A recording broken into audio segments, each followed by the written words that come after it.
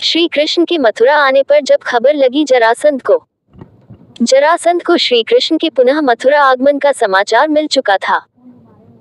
इस बार उसने मथुरा को घेरने और कृष्ण का वध करने की बड़ी योजना पर काम करना शुरू कर दिया था। जरासंध ने सौप्ती शाल्व को अपना मित्र बना लिया था। शाल्व के पास अत्यंत ही तेज गति से उड़ने वाला एक विमान था जिसका नाम सौभ था, इसी कारण उसे सौभव्यक्ति कहते थे। शाल्व की नगरी मार्तिकावती आनर्त और मरुस्थली की सीमा अर्बुदगिरी पर बसी हुई थी।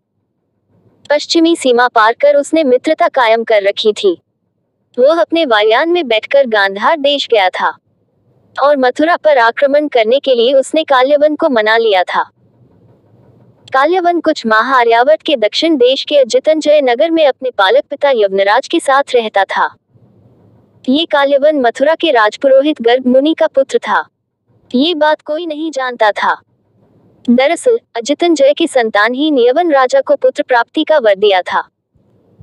कई पत्नियां होने के बावजूद उसको कोई संतान नहीं होने की बात पता चली तो गर्ग मुनि को वर देने का पछतावा हुआ। तब उन्होंने कहा कि तुम अपने पुत्र के न सही लेकिन मेरे पुत्र के पालक पिता बनोगे। तब गर्ग मुनि ने मथुरा में ही गोपाली नामक गोप स्त्री से जन्मे अपने पुत्र को यवन राजा को सौंप दिया था। गर्ग मुनि ने यह बात बाद में श्री कृष्ण को बता दी। उन्होंने कहा, जब मैंने उसे सौंप दिया तो वह उन्हीं का हो गया। मेरा उससे संबंध समाप्त हो गया है। उसके विषय में कोई भी कठोर निर्णय करने का तुम्हें अधिकार है।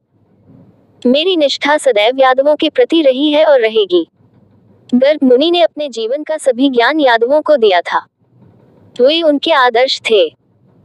इधर काल्यवन की सेना के साथ पूर्व से शिशुपाल और जरासंध, पश्चिम से शाल्व और दक्षिण से भीष्मक ने मथुरा को घेरने की योजना बनाई।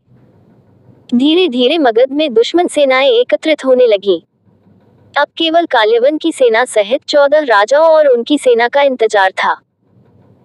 उधर इस दौरान श्री कृष्ण अमात्य विपृथु, उद्धव और दाऊ को लेकर ककुदमिन महाराजा के पास रैवतक चले गए।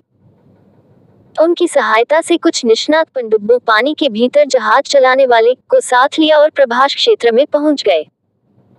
प्रभास क्षेत्र से लेकर कुशस्थली तक के समुद्र का सूक्ष्म निरीक्षण किया। नौकाओं से समुद्र के संपूर्ण निर्जन क्षेत्र को छान मारा।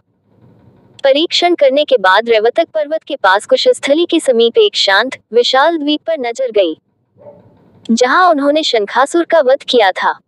ये स्थान सभी दृष्टि से उत्तम था।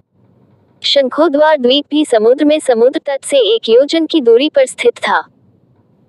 आनर्त, सौराष्ट्र, भृगु, कच्छ, मरुस्थल, अवंती आदि दिशा में दूर तक सैकड़ों योजन तक मरुभूमि फैली थी। ये प्रकृति का एक अद्भुत चमत्कार था। इस स्थल पर श्री कृष्ण ने एक पुरोहित के माध्यम से भूमि पूजन कराया और एक नए नगर के निर्माण की नींव रखी। बाद में मथुरा पहुंचकर श्री कृष्ण ने एक राजसभा को आमंत्रित किया।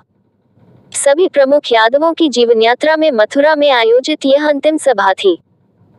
उस सभा में निर्णय लिया गया कि यादव एक नए नगर में वास करेंगे। उस सभा में गर्ग मुनि भी मौजूद थे। सभा के बाद सभी श्रेष्ठ इंजीनियरों को नए नगर निर्माण कार्य में जुटा दिया गया। योजनाबद्ध निर्माण कार्य की बागडोर मुनि व गर्ग की देखरेख में सौंपने का निर्णय लिया गया। ये भी निर्णय लिया गया कि महाराजा उग्रसेन अपनी इच्छा से इस मथुरा में ही कुछ योद्धा और सैनिकों के साथ रहेंगे, लेकिन यादवों के सभी 18 कुल के परिवार सहित नए नगर में प्रस्थान करेंगे। सभी ने श्री कृष्ण के इस प्रस्ताव को भाव विभोर होकर स्वीकार कर लिया।